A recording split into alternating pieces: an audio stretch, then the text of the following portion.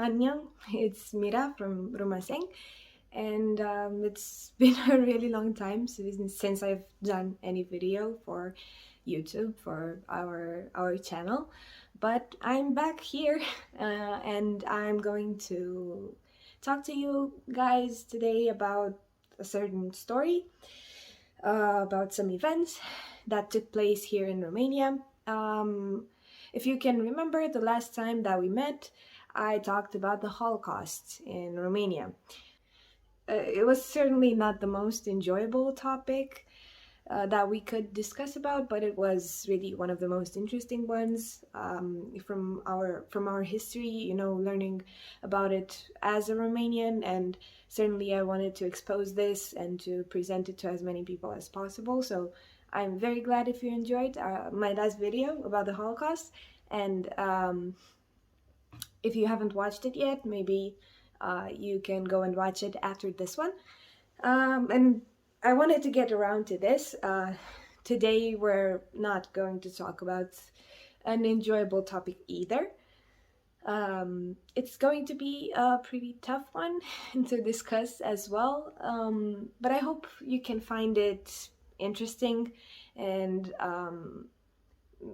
it's something that has happened here in Romania that is very similar to an event that happened in Korea in terms of the impact that it had on people, on individuals and on their families. And it has to do, about this interaction of us as people with the government and these systems that are supposed to work for us, but in the end kind of work against us. So I'm gonna cut through the chase.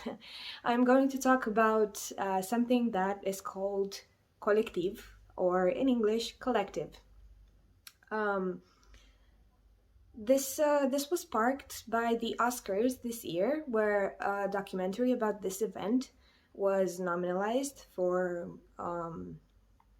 winning the prize for best documentary. Unfortunately, the documentary didn't win, but it was on the short list, like with the 5 other documentaries that were nominalized. So that's great. But I think it's the first time that a Romanian documentary was nominalized for the Oscars. So that's a very big step forward.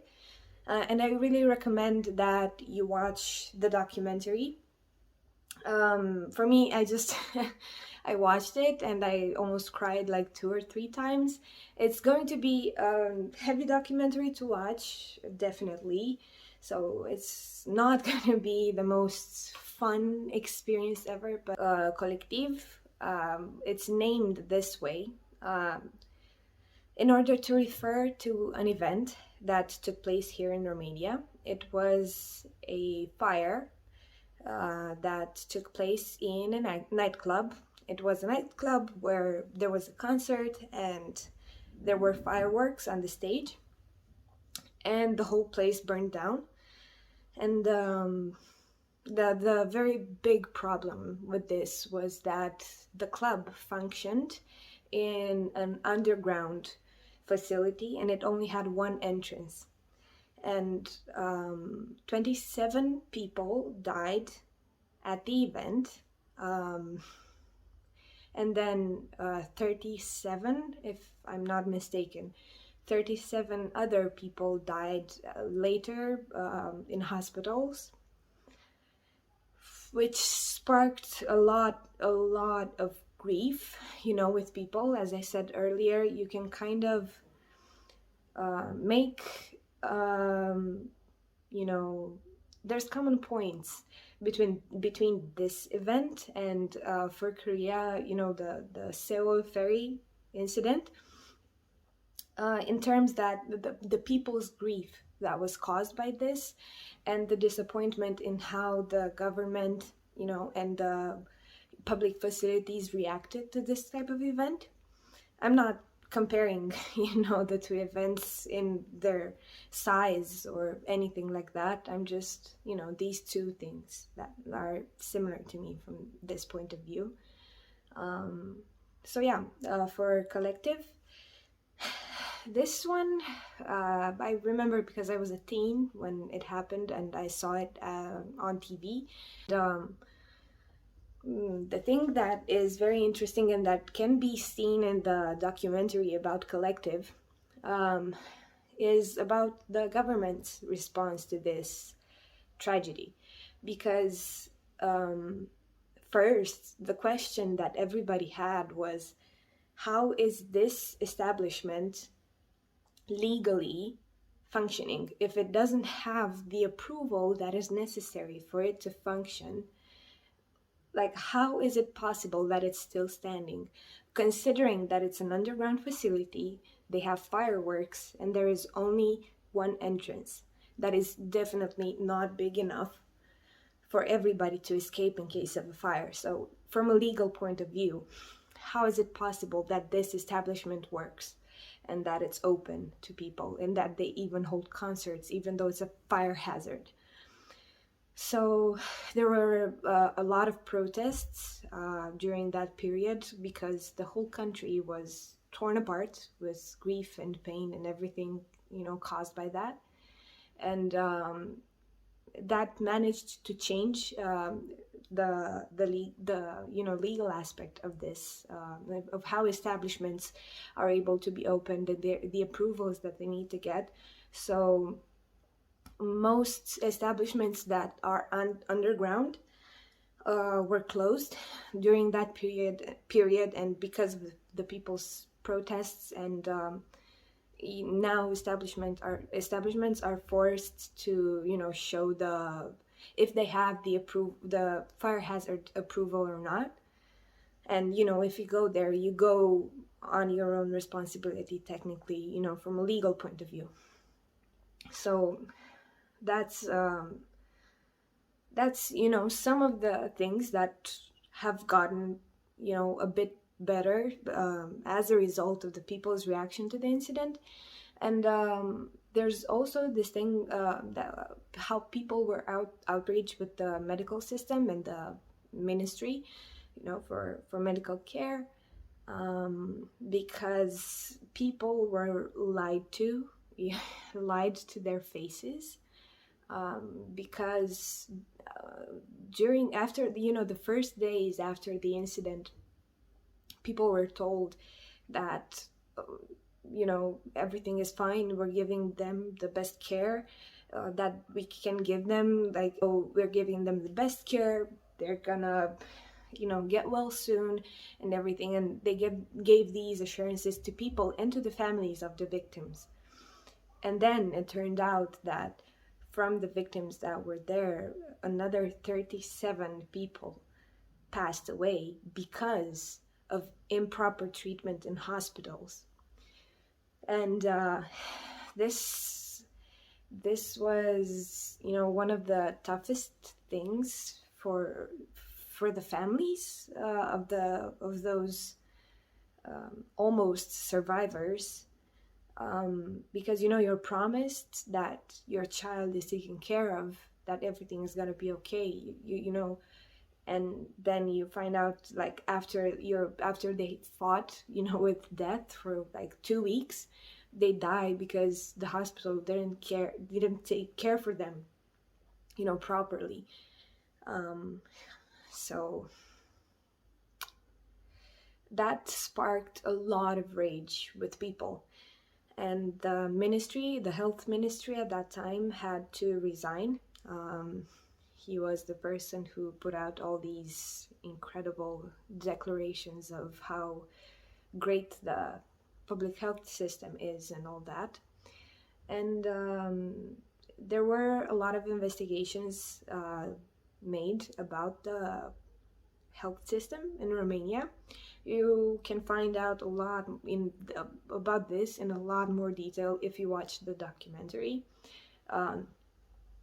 It has these sections where someone from a newspaper company does this investigation about the substances that are used in order to disinfect hospitals, and they find out that all of the substances that are used are diluted And so that is why there are these nosocomial, if I hope that's a word in English, these nosocomial bacteria that grow in hospitals. Those are the ones that actually, was the last straw for these victims of the fire. So that's why they died, because of these nosocomial bacteria from the hospitals and the improper care. In the documentary you can also find out about it also goes a bit on the political side, because these people that are doing the investigation, the journalists and the anti-corruption committees, that are researching these cases and trying to find out why this happened.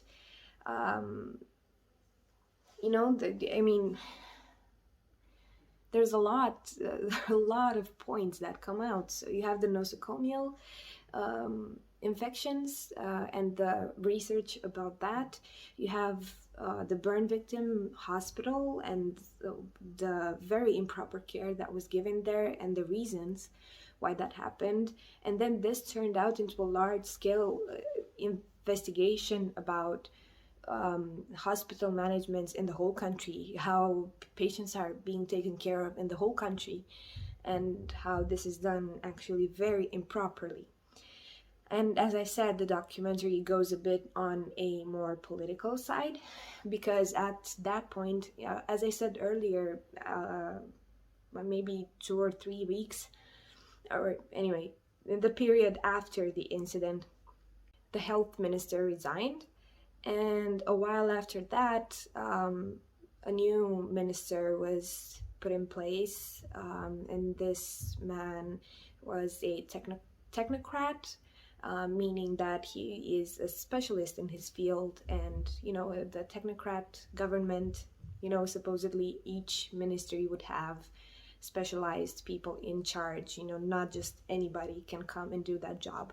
So he was a technocrat, and in the documentary they show a lot about his fight in order to uncover as much of these things as possible in order to change the laws that allow for people to be managers of hospitals and all that, even though they're not supposed to be there. And technically, some of the stuff that he did were very good, but unfortunately, this documentary was put out in 2019, and right now in 2021, there are still a lot of campaigns done by non-profit organizations in order to convince the government that they should take these things into consideration. First, the depolitization of hospitals, and then the thing about nosocomial bacteria in hospitals, because this still happens, so many years later. I mean, this still happens, it's still an issue. So it's evident that the people, who rule everything about this don't want for these issues to be resolved. And it's something that we keep on fighting with. I don't want to, fill your head with all of this stuff that's, it's too complicated even for some of us Romanians to understand, the implications of everything and the type of corruption that actually exists in our system. But I just wanted to talk to you shortly about this documentary and about this event itself.